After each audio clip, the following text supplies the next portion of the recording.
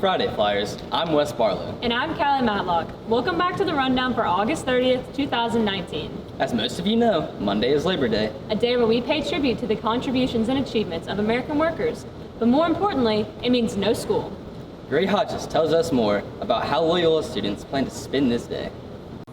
Labor Day gives us an extra day to do a lot of fun things on the weekend. Let's see what Loyola students are up to. I'm going to Buffalo River, and we'll be canoeing, kayaking, and swimming. This Labor Day weekend, I'm going to the lake with Emmeline.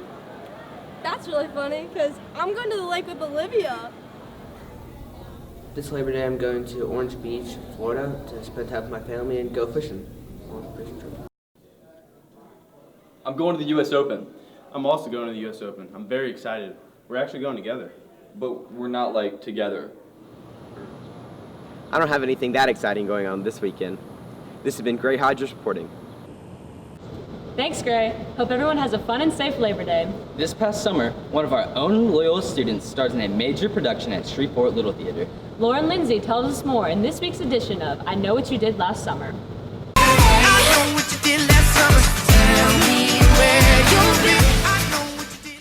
This summer, right here at the Shreveport Little Theater, Cecilia Shahrdar had an opportunity that few high school performers ever get.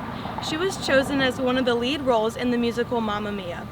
I learned a lot from a lot of other experienced actors, and so I was one of the youngest members in the entire cast, and so I was working with a lot of experienced actors. All of them are either in college doing theater or like went to college for theater, and so I was the least experienced. But I learned so much from like stage presence to like just general life lessons. Shahrdar had the role of Sophie and impressed not only the audience but co-stars and director as well. My initial impression of Cecilia was that she's just so gifted and took direction so well, which is very, very difficult, especially for a younger performer. Especially if you have practiced a role for an audition like that and you're doing it a certain way, and for somebody to come in and say, okay, that was great, but do it this way, to be able to do that on the spot is very difficult and takes a lot of skill, and she did it flawlessly. Well, you know, for her age, to be given such a large part that predominantly played with adults, we knew that it was going to be a pretty big challenge for her. And not that we ever doubted her talent by any means, but she really rose to the occasion. Not only was it a great experience for her this summer, but it will also be a tremendous asset for her future career as a performer. It'll do a lot for her, especially if she plans to pursue this in the future in college or on community theater stages beyond Shreveport. This was a big role for her. She had as much on-stage time as I did, and I was considered the lead. She was right there with me the whole entire time. It's a tough role, and she did it beautifully. I have so many great connections now, just in general through life. Like, I'm always going to have these connections, and I'm always going to be able to contact them if anything happens, and I know they'll be there for me. What an amazing performance by one of our own. This has been Lauren Lindsay reporting. Thanks, Lauren, and congratulations on a wonderful performance, Cecilia. Even though we are already a few weeks into the school year, there's still a few unfamiliar faces at Loyola.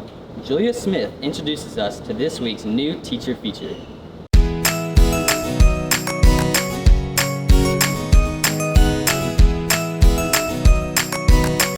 This week's new teacher feature is on Coach Cindy Clark. Let's see how her first few weeks have gone. Hello, how are y'all doing? I'm Coach Clark. My first couple of weeks has been great. I've enjoyed the faculty, the staff, the students has been very wonderful, and I'm very thankful for this opportunity, and thank you for having me. We're so happy Coach Clark is part of our Loyola family. This has been Julia Smith reporting. From the Run Run Snoopy 5K to the volleyball court to the football field, our sports teams have been very busy this week. John Michael Guzin gives us the details. Thursday night, the Flyers had one last chance to prepare for the 2019 season when they faced Red River at Mesmer Stadium in the Jamboree. The varsity opened with a 70-yard drive for a touchdown as Wes Barlow took it into the end zone for a 5-yard touchdown run. Matt Monser added the extra point to give the Flyers a 7-0 lead. The defense was outstanding for the Flyers, not allowing an offensive score by Red River. Coach Steven Jeter was pleased with how his defense played. Really pleased with our defense. I thought our defense came out and played really physical, tackled really well. We're really concerned about our secondary with their athletes, and I think our guys in the secondary played extremely well, especially in support of the run game too. There were some busted plays where quarterbacks running around, and a lot of times we don't make those plays, and so I was extremely proud of our defense. We know that we're going to have to hang our hat on them early on until our young quarterbacks come around. Offensive line played really well. Barlow ran the ball really well. Wall came in as a freshman and ran the ball really well for us. We just all new skill guys. We just got to continue to get better offensively. We've got to have a really good week offensively if we're going to have a chance to beat Cedar Creek. The JV also saw action during the game.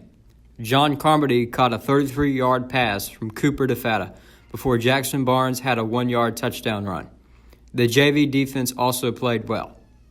Loyola held out many of their key players due to injury, but most are expected to be ready to go next week when they take on Cedar Creek and Ruston.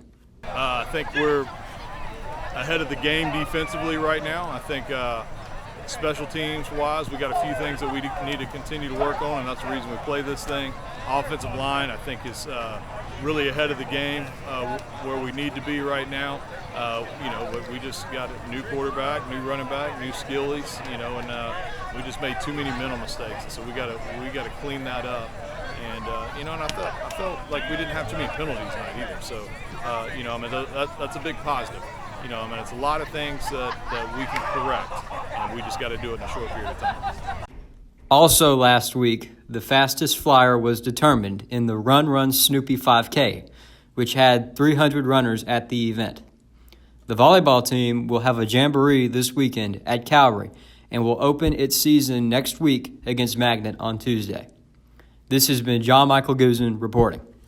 The start of school is quite busy for our students. Here's Mary Rose Desautel to catch us up with this week's news. Hey everybody, just a reminder, returning Key Club members need to have their dues paid by today. Faith officers are reminded to turn in your 5 baskets, which are also due today. Pipeline t-shirts may be purchased by using the link sent to you in your email. The shirts are $15. Form and money can be turned in to Ross Elston, the main office, or the Anderson building. If you registered for the Run Snoopy 5K and did not get your t-shirt, please stop by R201 this week and see Coach Villalba to claim yours. Any t-shirt will be on sale for $10. Today is the last day to purchase Spirit shirts. All shirts are just $10 each. Stop by the Anderson building anytime during school. They will only accept cash or checks. Don't forget, no school on Monday. That's all for this week's news. This has been Mary Rose Desautel. Thanks, Mary. That's all for this week's rundown. Have a great 3-day weekend, Flyers.